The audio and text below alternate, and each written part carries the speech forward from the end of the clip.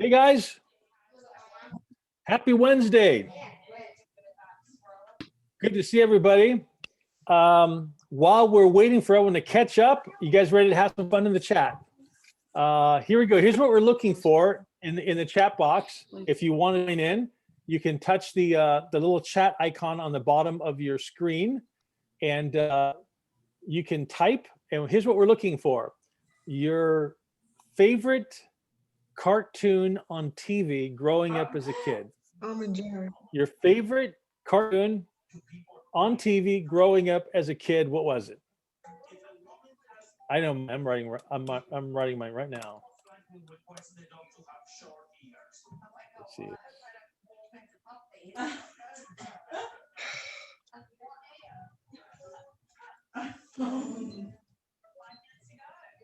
Does anyone remember that one? Oh, Bug, of course. Bugs is the best, actually. There's nothing that tops it. Josie and the Pussycat. Yeah, I love Josie.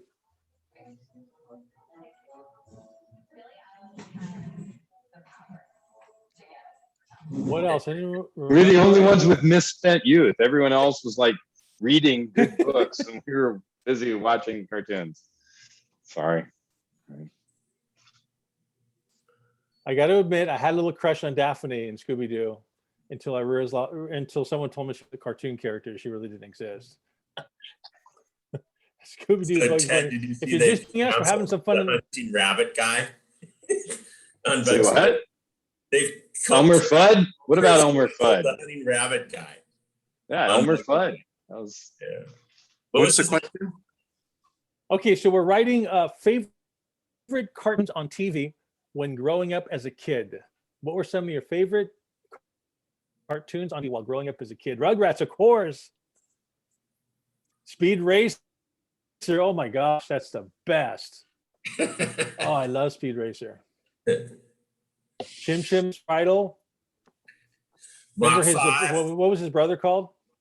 Mach 5. Yeah, Mach 5 was older, the Mars brother. Was that older, going on? Pops. And the mysterious older brother who used to race too. Do you remember his name? Yeah, Racer X. Racer X? Yeah, that was Racer X. I could watch some right now. Oh, yeah. Yeah. If you're just joining us, welcome. We're having some fun in the chat. We're putting down our favorite cartoon on TV when growing up as a kid. Favorite cartoon on TV. Land of the Lost, of course. Inch High Pride High. Oh, these are good.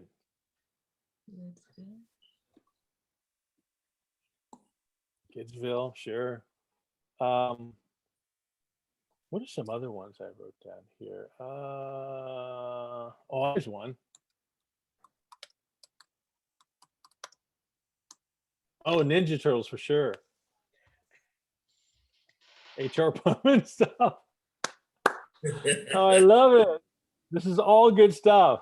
Who's the HR Puffin? Warren H shows up. And the H, that was one of my favorites. Love that guy. What you do when things get rough? HR Puffin stuff.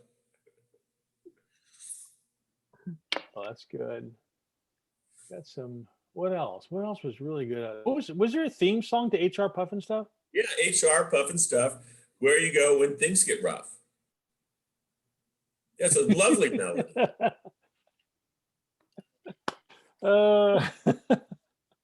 That's awesome. If you're just joining us, welcome. We're writing down our favorite cartoon on TV while growing up as a kid.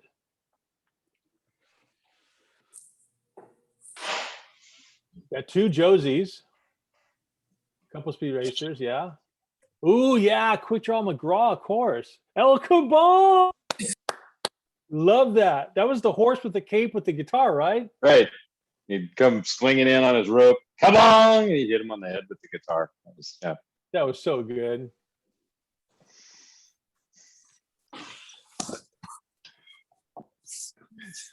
Shazam.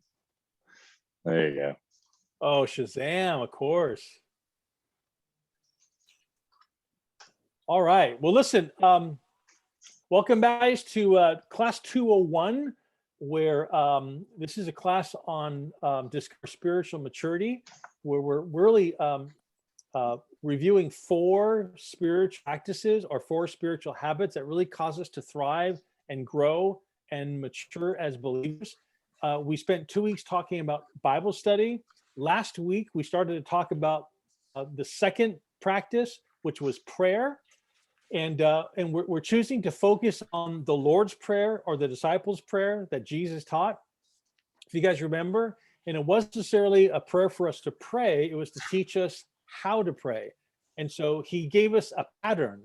And in this pattern, there are 6 points to prayer that kind of form the line for us so that we can then color it in with what's personal and relevant to us.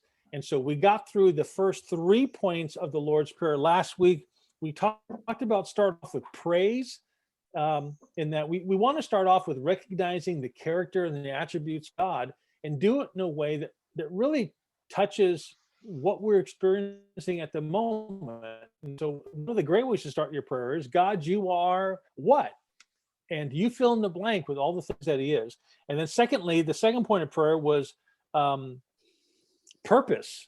We talked about purpose and thy will be done on earth as it is in heaven. And it really was this act of surrender to that greater story. And that that part of what prayer does is it aligns myself with that. And it comes before God humbly and says, God, whatever's going to happen, man, I want your best for my life. And then lastly, it was provision, that we do have the ability to ask God for anything, but we just need to know the difference between our needs and our wants. And we talked about the great challenge that is for us, because most of our concerns are first world concerns, and so that became real challenging to us. So tonight we're going to keep walking through that prayer. We're going to discuss the last 3 points of that prayer pattern, and so I'm going to share my screen, and we're going to get to it. Let's see here. All right.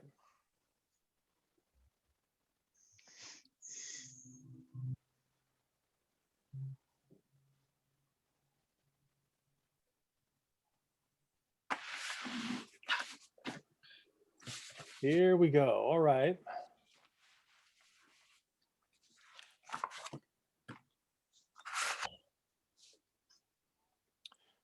Okay, so here's the 4th point of prayer in Lord's Prayer in this pattern.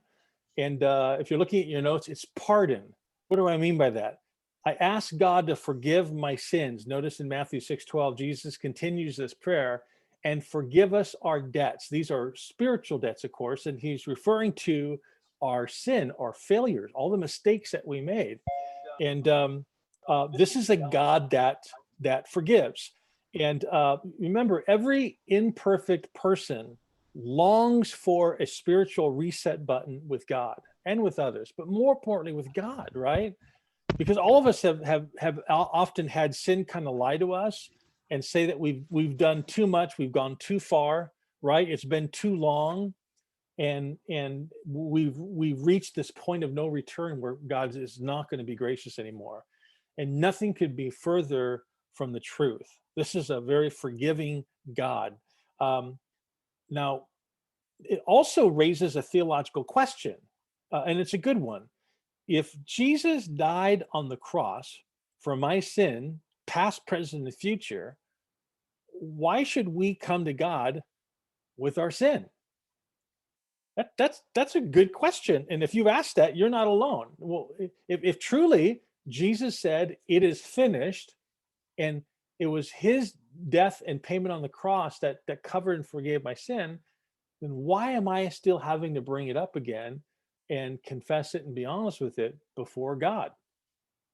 And we know that it can't be because in confessing it that somehow we remind God of what he doesn't know. That's right. We know that God's all knowing. We're not reminding God of anything. And it can't be that forgiveness is only applied to what we confess. Think about that. I've had Christians tell me that too. That, hey, listen, if you forget to confess something, then those sins aren't forgiven.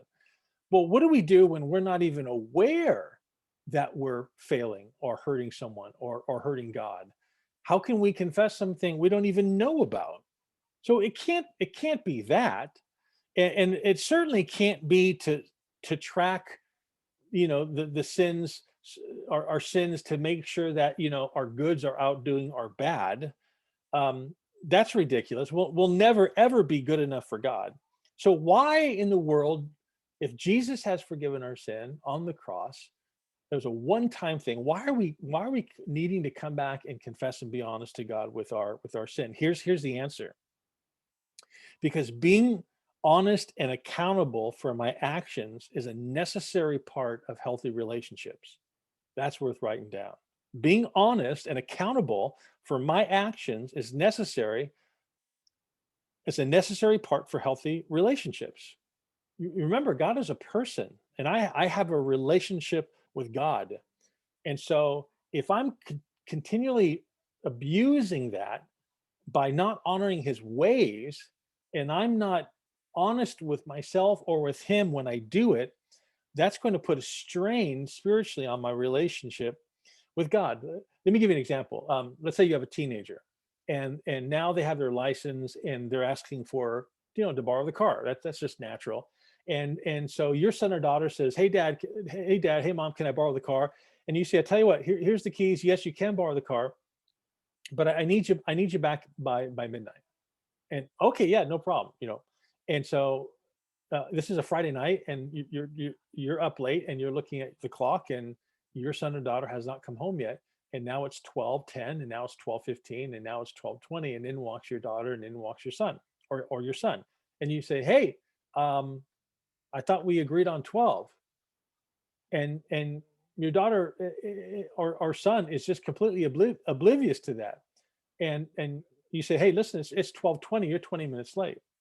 And your son or daughter just goes, hey, listen, dad, mom, I had a great time, and I'm really tired. And they put the keys down, and they go to bed. Well, listen, your heart is broken, and you have reason to be angry, right? Now, just because your son or daughter is not honoring what you've asked and not honoring your ways, they're still your son or daughter. But it's definitely going to put a strain in the relationship if that's their attitude towards what you ask them to do, right? And when we are neglectful about our responsibility in disobeying God, it's not that he kicks you out and you're no longer his son or daughter. You're always his son or daughter, but there is a strain in the relationship because he is a person. And so we need to be honest with God as a regular part of our prayer life. And in fact, I believe the kryptonite for a Christian is an unexamined life. That's worth writing down. The kryptonite for a Christian is an unexamined life. Listen, if you'll just find a couple of minutes every day to do some self-reflection and to have a time of confession and honesty about the choices and the decisions you made that day, three things are going to happen. Number one, you're going to become more self-aware. And that's a huge deal. Because listen, as we learn and grow, everyone starts off with not knowing what they don't know, right? That's just the learning process, right? And then when we learn what we don't know, then we're able to start doing something about it. But the people who get stuck in not knowing what they don't know, we call that stupid, right? Life is tough, but it's tough if you're stupid, if you're not getting it. And you're constantly stuck in that, I don't know what I don't know. And so by reflecting on your day's decision and being honest with God, the Holy Spirit begins to make you aware of things. And now you can begin that learning process. And there's a second thing that's going to happen if you're honest with God. You're going to take responsibility for your actions. Remember, as imperfect human beings, we are experts at deflecting and justifying and excusing our behavior. We are experts at it. Don't you remember when God came to Adam after he took from the tree he wasn't supposed to, and he said, hey, did you eat from the tree? And what was his answer? Not, oh, yes, I did. Please forgive me. I'm so sorry. No, he said, well, if you wouldn't have given me this woman here, and he points to his wife, Eve, this wouldn't have happened. See, he's got an excuse and he's just deflecting. And what does Eve say? Well, if you wouldn't have, if the snake wouldn't have been in this deal, I wouldn't have been tempted. And this is just the reaction, the natural reaction of imperfect people. We cover, we deflect, we hide, we run, we excuse. But when we have some time to be honest with God, we start taking some responsibility for that. And last, we judge others.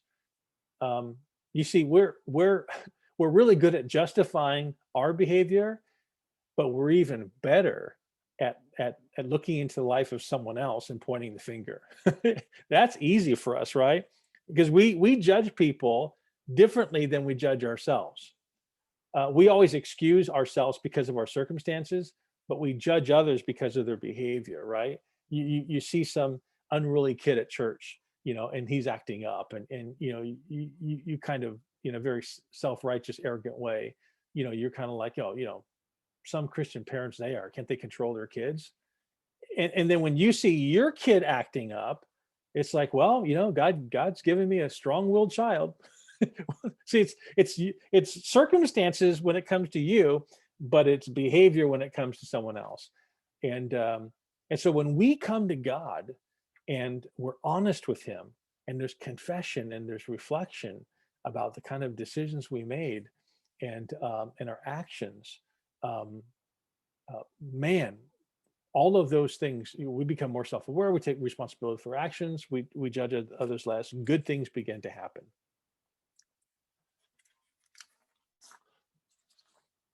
Here's just some things that I think would be helpful as we reflect on this, asking God's Spirit to reveal sin in our life. You could do that during that time in your prayer, identify and confess specific sins in your life. Really just walk through your day. Make restitutions to others when necessary. So maybe it's not just going to God and saying, hey, God, I really messed up here. Maybe you need to take a next step and seek down the person that you've hurt or offended or wronged and say, hey, I need to make this right with them. Trust that God forgives our sin as far as east is from the west. Truly, when Jesus said it was finished, you don't need to do anything more. You need to trust in the finished work of Jesus Christ for your sin. Here's the fifth point of prayer, so we move on. People. The fourth point was pardon. The fifth point is people. What do we mean by that? I pray for other people. That's what it means. Jesus continues the prayer in verse 12. As we also have forgiven our debtors. Now, why is people such an important part of our prayer? And here's why. This is worth writing down. All relationships triangulate when you're a Christian. All relationships triangulate when you are a Christian.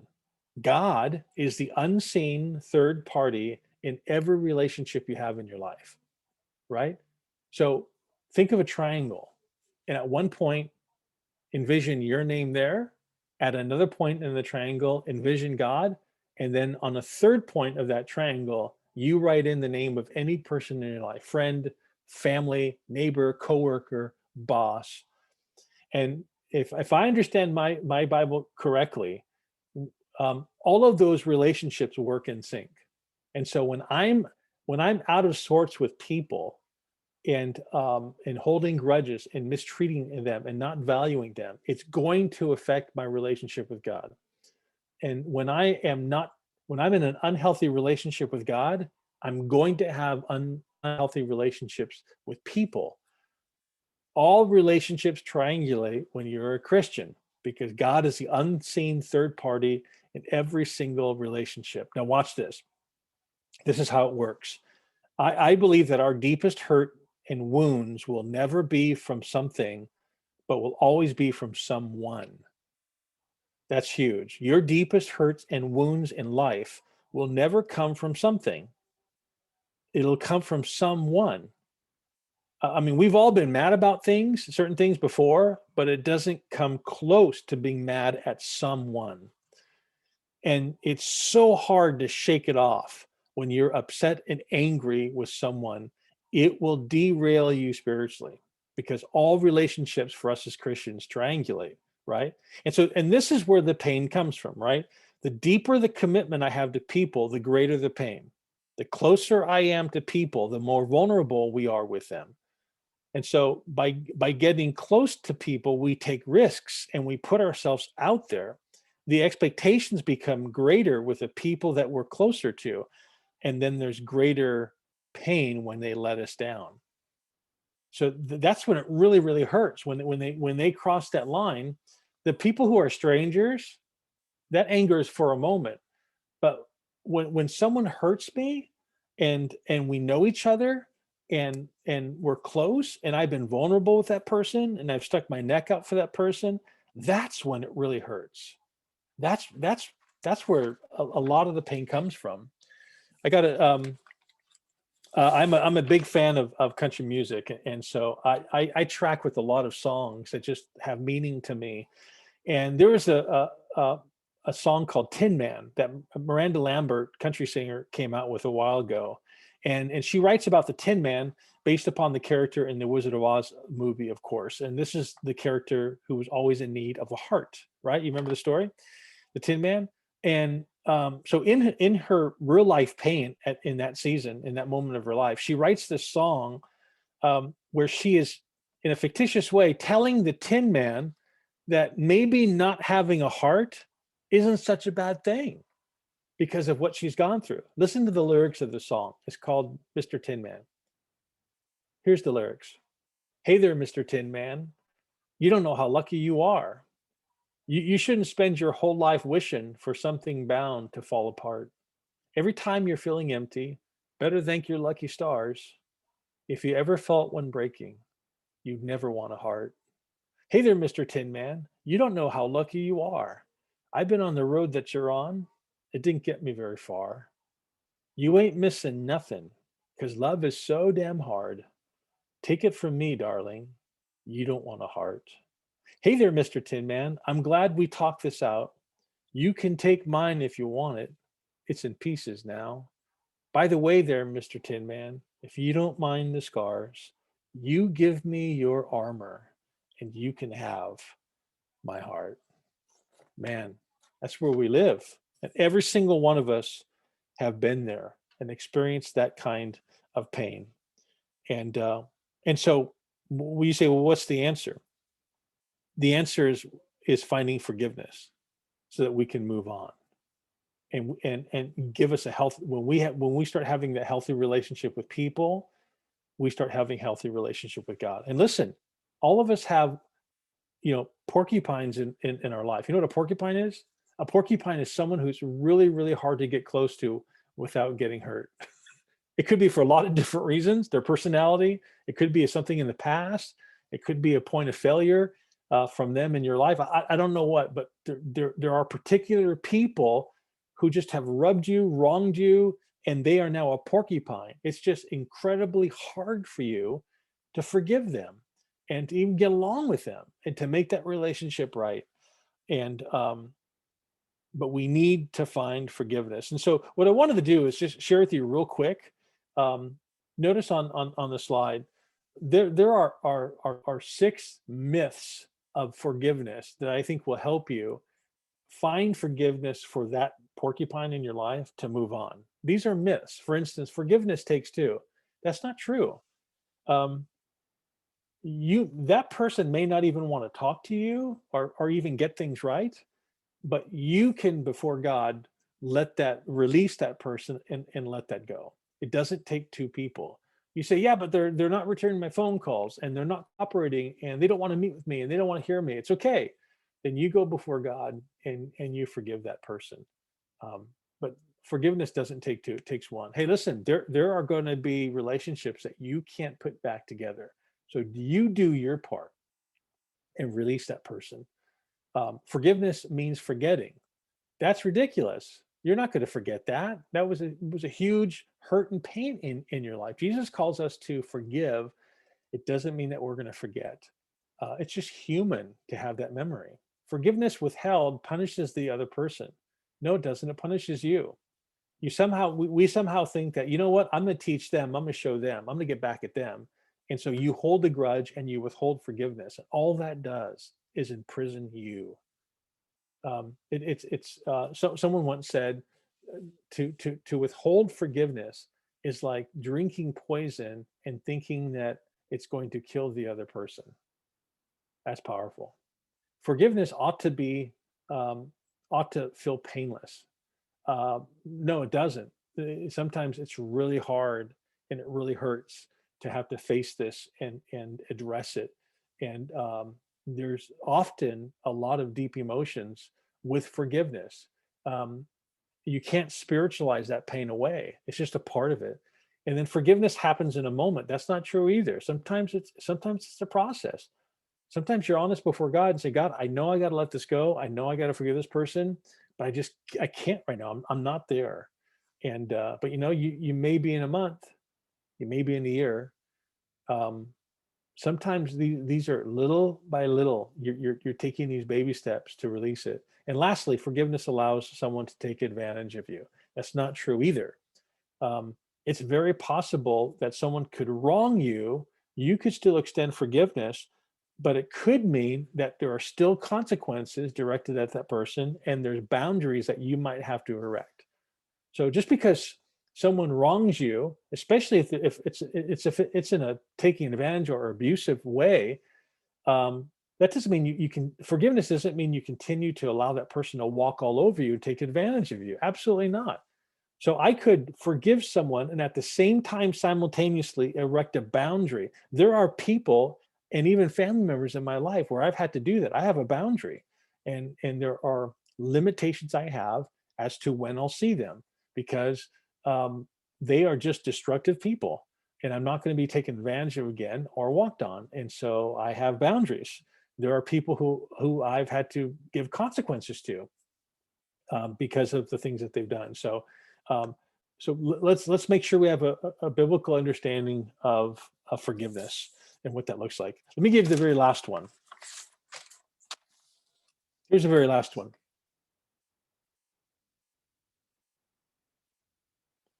Protection. What does that mean?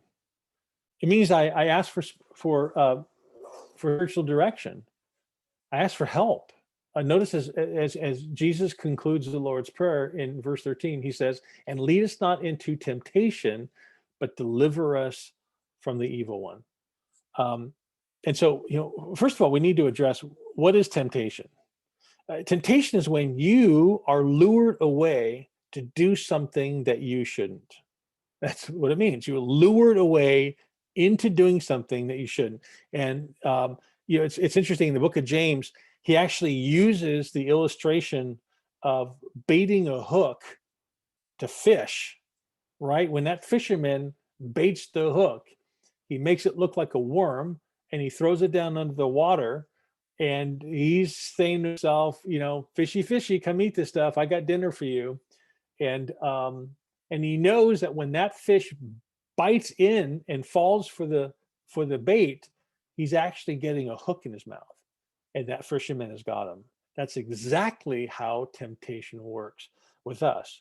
And according to the scriptures, we fight temptation on three fronts. Number one, our humanness. We are fallen, imperfect people, and we are encased in this thing called a human body, and it has a mind of its own. Romans 7, Paul is saying, why do I do the things I don't want to do? He has a will that has a heart for God, a heart for God's ways, but there's something about this living in this body that is fighting that, countering that. And Paul's kind of throwing his arms up in the air and going, man, I don't want to do this, but I keep doing it. I keep doing it over and over again. He's talking about our fallenness, our humanness. The second front we fight temptation on is the world. We talked about this actually when we talked about the scriptures in Romans 12, where we're encouraged not to conform to the world because its ideas about life are completely contrary to God. And so we need to remember that the world works like a Jello mold, right? You know what a Jello mold is? It's when when you first get Jello, it's liquid, and you pour it into this mold, you put it in the fridge, and then when you plop the Jello that's now gelled out of the mold, it's taken on that impression. Well, that's what the world does to us. It wants to put us in this mold and kind of gel its impression upon us. And the Bible says in Romans 12 that we need to be constantly renewing our thinking to make sure that we're thinking more like our Creator rather than the world. And lastly, the devil. Ephesians 6 says that this person is real, and that our fight isn't tangible. It's not flesh and blood, but there is a spiritual adversary we have in this other realm that affects us. But the devil's not it's not a fog, it's not a force. He's a real person who has set his aim to thwart all of God's purposes in our life. Now, this is worth writing down. Because of that, we obviously need God's help in our life. And so here, when Jesus models his prayer, hey, lead us not in temptation. We need you to help deliver us, which tells me this, is that temptation will never be a problem we solve, but a tension that we manage. See, that's good. It won't be a problem we solve, not this side of heaven. God's going to solve it in heaven by giving us a brand new body, right? But for right now, this side of heaven, it won't be a problem we solve, but it's always going to be a tension that we manage. And the best thing that we can do is get humble with our potential weakness, our potential to mess up. And someone once said that when we let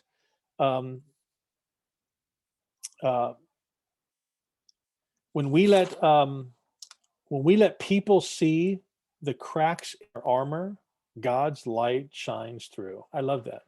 When we let people see the cracks in our armor, hey, we're not perfect.